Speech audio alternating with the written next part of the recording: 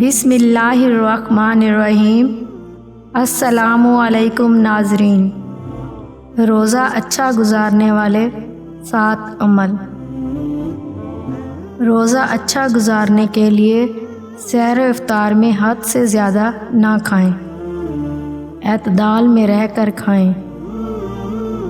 زیادہ مصالحے والے کھانے سینے میں جلن اور پیاس کا باعث بنتے ہیں، اس لیے سحری میں زیادہ مرغن غذاؤں سے احتیاط کریں تاکہ غذا آسانی سے ہضم ہو سکے۔ سحری میں تھوڑا جلدی اٹھیں تاکہ وقت ملنے کے باعث سحری آرام اور سکون سے کھا سکیں،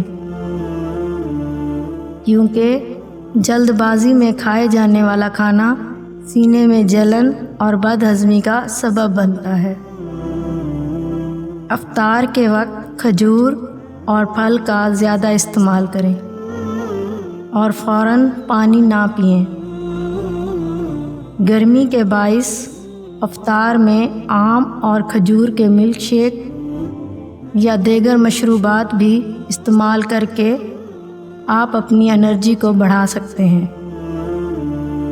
سخت گرمی میں روزہ رکھنے سے جسم میں پانی کی کمی ہو جاتی ہے، اس لیے پانی کی کمی کو پورا کرنے کے لیے ایک ساتھ پانی نہ پئیں، بلکہ افطار کے بعد تھوڑا تھوڑا کر کے پانی کا استعمال جاری رکھیں۔